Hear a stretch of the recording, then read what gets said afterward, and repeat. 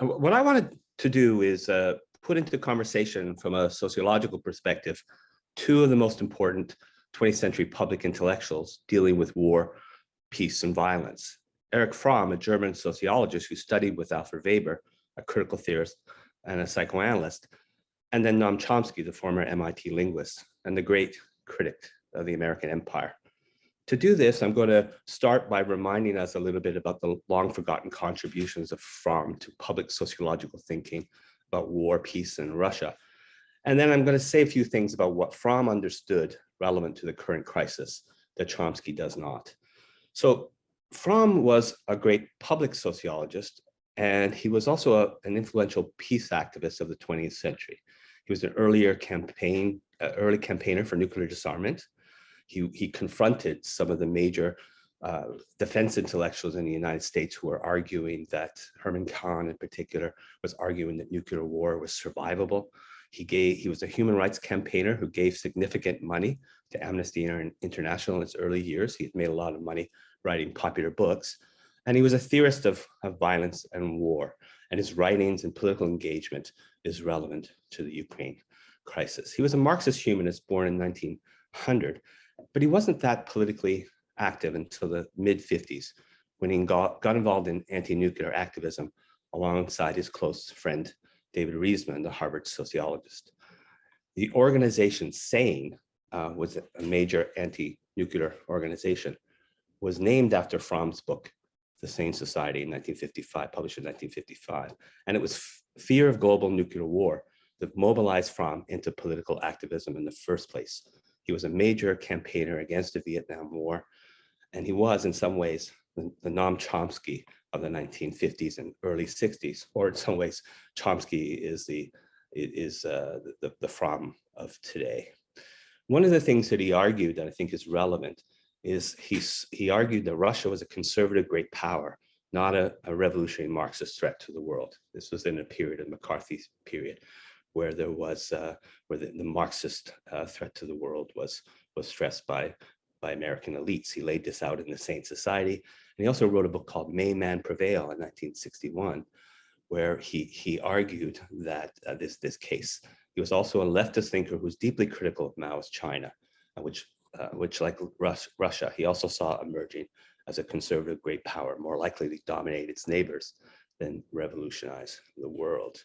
Much of this is obvious today, but Fromm saw it early, and he saw that Russia would be a conservative bully in the region. Nothing revolutionary and progressive about this regime, despite residual sympathies some on the left may have for a dream that failed miserably. So my second point then is what Fromm understood that Chomsky doesn't. And I'm going to make 2 points here. First, I would say that Fromm understood that America is not the center of everything. And second, Fromm was able to bring in psychoanalytic insights into character that I would argue are essential to a sociology of war and peace. Now, despite his obvious radicalism, Chomsky, and Canadians see this, I think, pretty clearly, is a deeply American thinker. For all his critiques of American defense intellectuals and mandarins of power that he outlined so brilliantly, in some ways, people who argue that America can do no evil and is indeed the model for good in the world, Chomsky never managed to transcend this framework, only succeeding in turning it upside down. As a result, he ties himself into knots while opposing Putin. And I think it's important that we not smear Chomsky, and he's been smeared very often and in unfair ways. So he's opposing Putin, but in some sense, he makes the war the ultimate responsibility of the US and NATO. And the US is for Chomsky then, the center of all evil, and local details matter little. Fromm, in contrast, lived in Germany, the US, Mexico, and Switzerland.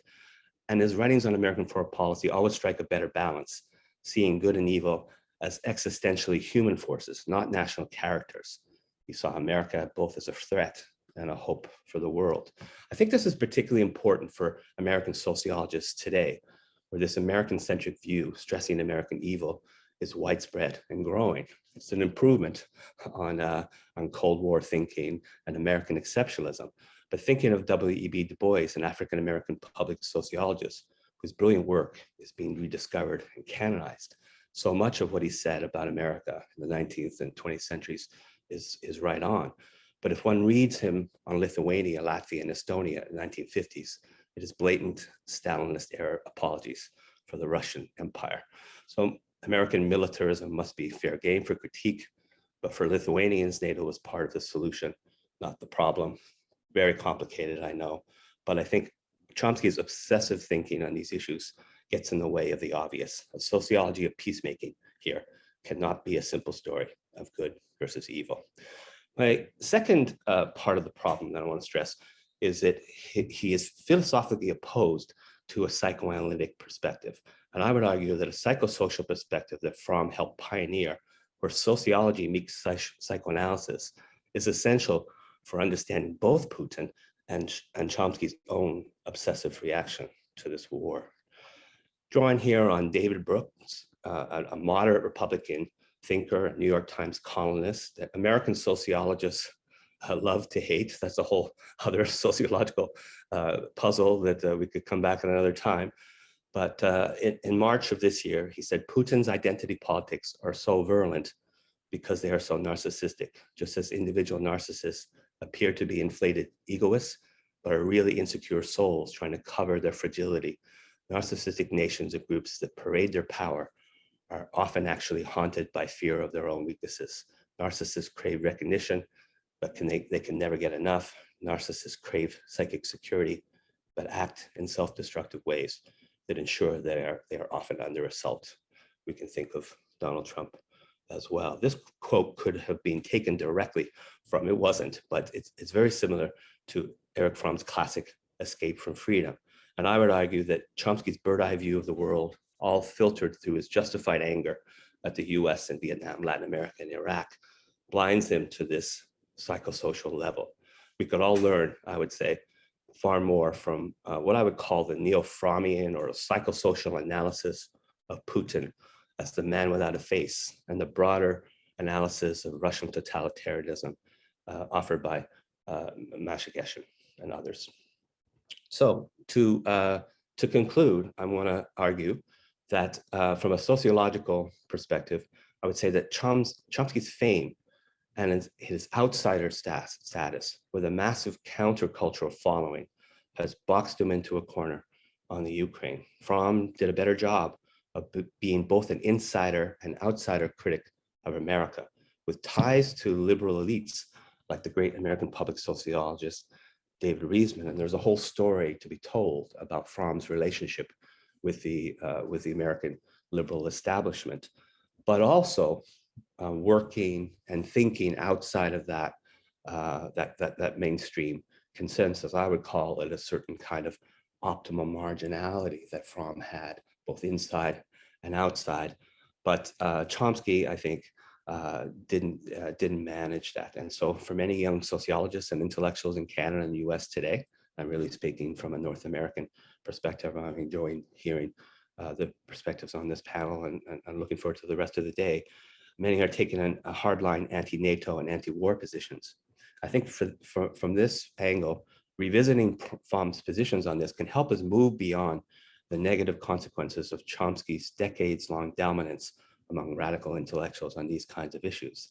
To succeed in this, however, we must both draw on Chomsky's principled universalism, his free speech commitments, and his powerful warnings on the danger of nuclear war, while critiquing his positions on the Ukraine. So thank you very much.